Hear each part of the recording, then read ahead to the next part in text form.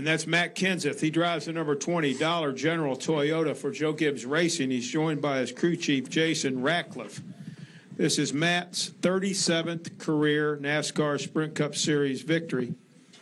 This is the third time he's won here at Dover. His first win in 2016, which secures him a berth in the chase for the NASCAR Sprint Cup. Congratulations, Matt. And it's also the win today is the 135th NASCAR Sprint Cup Series victory for Joe Gibbs Racing, which ties the organization with Roush Fenway for the third most wins in NASCAR Sprint Cup Series history.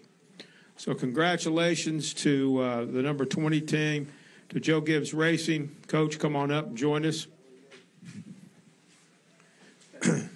What a race out there today, Matt. I thought you guys were going to applaud for Coach or something when they said how many wins he has, third most all time. That's right. It was just silent. They don't care. Yeah. But, Matt, talk about this race today. I tell you, I think the fans certainly saw quite a show today. I think all year they've seen some good finishes, that's for sure. So we had kind of an up and down day. A lot of it just depended on track position for us. I felt like we were at times we were pretty good. At other times we were kind of off. Like I said, a lot of it depended on track position. We had one run that was really, really good, and then never quite got it there again. So it was one of those days where everything lined up for us at the end of the race. We were the only one left out there with two, and we got those couple short runs to kind of cycle everybody else's tires and give us a lot of caution laps to get our tires cooled down. So it all worked out for us, kind of the opposite as I feel like it's been going the last couple of months. We've had really fast race cars, and we've been in position to win a lot. This wasn't our fastest car by any means this year, but we're able to do the right things and be there at the end of the race and be able to pull it off.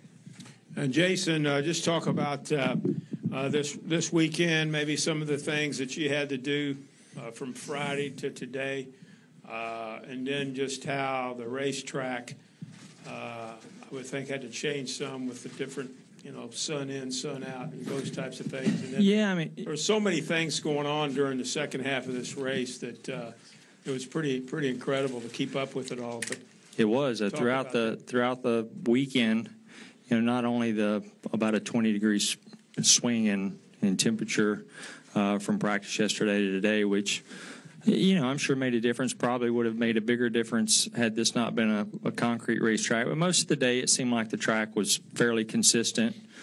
We changed a lot of stuff yesterday in practice. I mean, we were in qualifying trim on Friday, so we didn't really know what we had until Saturday. Completely changed the setup in the second practice, and we felt like we had a good car all day. But as Matt mentioned, we kind of come and go at times. We were, a top 2, top 3 car in contention, and then when we would lose track position, not so much. But we saw that for a lot of teams. I felt like at the end, I'm surprised more guys didn't, do 2 tires at the end. But, it worked out for us. Earlier, we had done 4 and lost our track position. So it was a good opportunity for us to get that back. And we felt like with clean air, the car had good speed. But it wouldn't have worked out if Matt, he drove the wheels off that thing at the end and really did a nice job, put on a good show for the fans. And Kyle drove a, great, nice, clean race, him and Chase. So it was a good race to watch, and obviously a good race to win.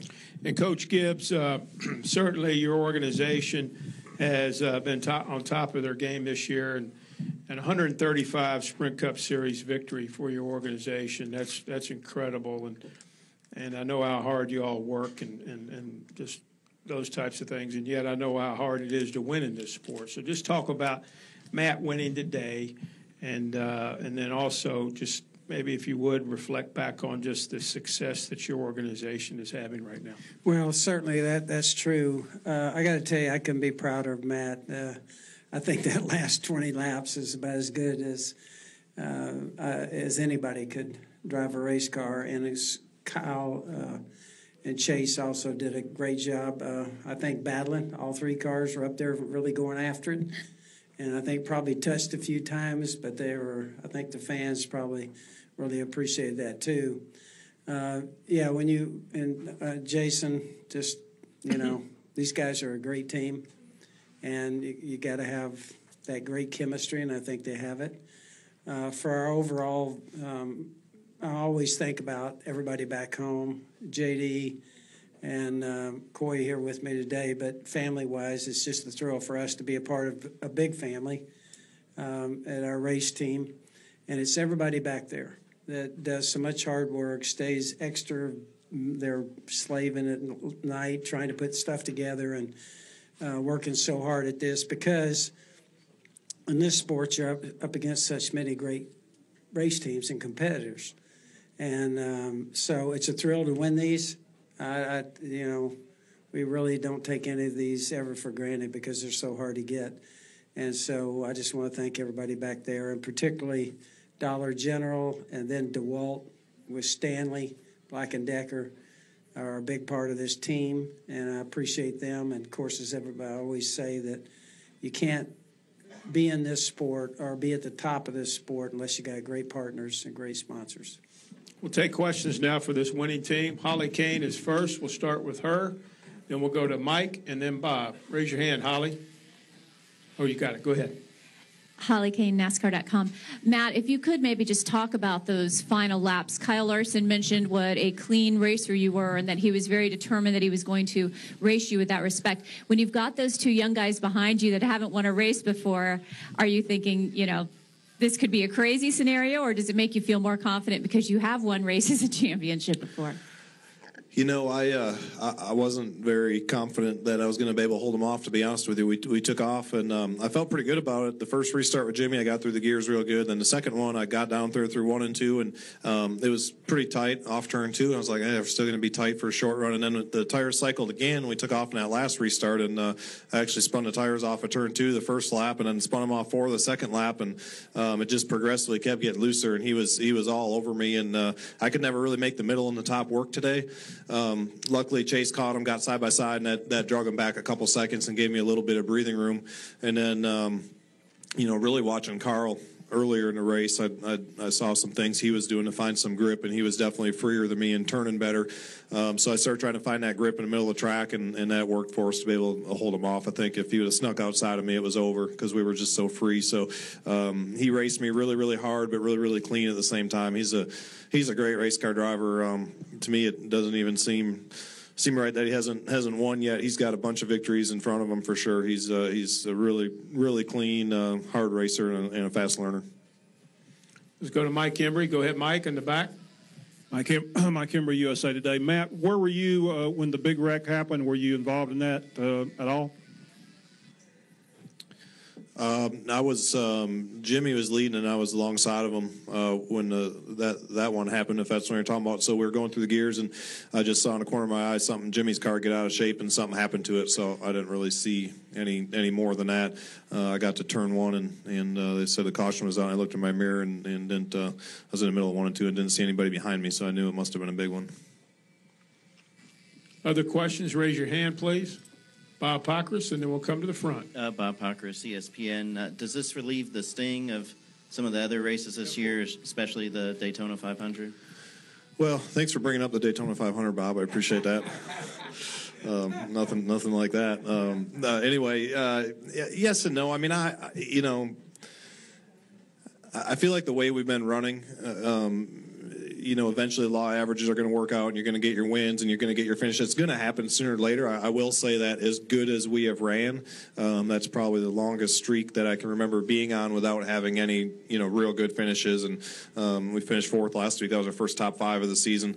As good as we've ran all year, like I said, it's probably the longest streak I've had with having cars that fast and not being able to get better finishes and maybe even a win or two. But, I have all the confidence in the world in these guys, and obviously the organization's strong. Everybody else has won races, and I don't think there's a better crew chief in the garage than the one sitting next to me. So I felt like it was a matter of time, but you can never take it for granted. You still got to go and do the work every week, and you got to make it happen.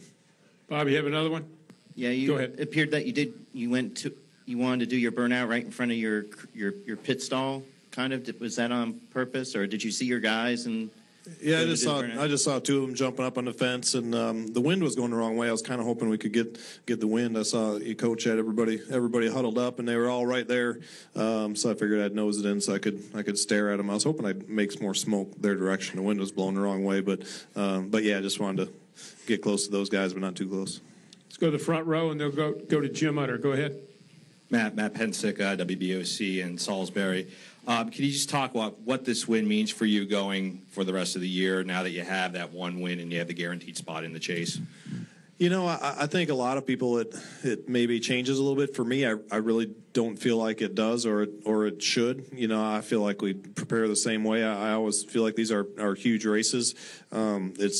It's quite an honor to be able to race against these guys every week in a Sprint Cup race. They're the biggest stock car races in the world every weekend, and get to race in them. So you want to be your best every single race. You want to go out and try to race for wins. You know, whenever you can, and you can't get a win, you want to finish as high as you can. So for me, my approach and strategy doesn't really change. I mean, you want to be as strong as you can be all year, and hopefully we can climb back up the points a ways. And you know, we want to be a contender every week. Go to Jim. Go ahead. Jim Utter, motorsport.com. For Matt and Jason, if you'd like to comment. Matt, you made your first career Cup start here. You've seen a lot of races. There's been a lot of talk after this race that it may have been one of the best ever at Dover. I know there were a lot of strange circumstances that took place in the race, but I wondered if what you thought contributed, particularly with the hard racing at the end where you had three guys basically in contention for the win. Yeah, I mean, I thought it was one of the greatest ever because I won. You know, if we would have lost, I would say I thought the racing stunk. You know, but seriously, yeah, I mean, it was a close race. I've been involved in a couple close ones here. Unfortunately, two other close ones, I was able to win one of them and beat Jamie right toward the end, who was my teammate at the time. With just a few laps to go, and another one, you know, Jeff Burton caught me, and we ran side by side, I think, for 15 laps, and we ran out of gas with like 2 laps to go, which wasn't good. So there's been some good racing here and some close finishes, but yeah, I mean, typically, I know what you're saying. Typically, when you get a short run here, the leader is able to get away, but I thought at the time, you know, those guys had a little better tires on than us, and we're a little bit faster. So whenever you put the faster cars behind the one who's not quite as fast here, I was going to have a good race. Any additional questions? Bob? Bob Huckers, ESPN. This is for Jason and Joe. Can you guys just talk about, you know, what it's been like for this team this year to be so close and not have really even had a good finish except for the one last week? Well, it's a character builder, that's for sure. It'll test your patience, but at the same time, each week you know what's good. I've said this a lot of times. The group of guys, the core group that's on the 20 team, most of them, if not all of them, have been in this sport for a long time, and they understand and they thrive on how well we perform each week, not necessarily where we finish, but eventually, you know, that wears on you. So, you know, last week to get a top 5 and then to come in this week and get a victory, it's definitely what we've been waiting for. But I couldn't ask for a better group of guys. They, you know, most of the time I think it's my responsibility to keep them motivated, but more times than not they keep me motivated. But great group, hard workers, and they'll take this one and be chomping at the bit to get another one next week. Yeah, the only thing I would add is just, you know, this sport is so hard. And you got 4 teams out there, and, you know, you walk out of the racetrack, and to have what happened to Matt at Daytona and to see the way he handled that, he and Jason, I think that says a lot about him because you could easily be upset about that.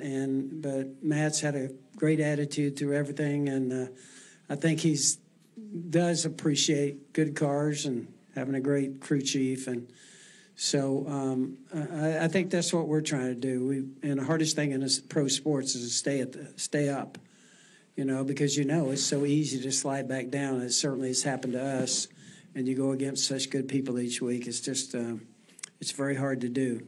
And for Matt to hang in there, he and Jason and the whole team, the 20 team, finally get a win is just a huge deal for us. I was really happy for him. Well, Matt, Jason, Coach Gibbs, Joe Gibbs Racing, congratulations on this big win here today at Dover, and continued best of luck the rest of the season.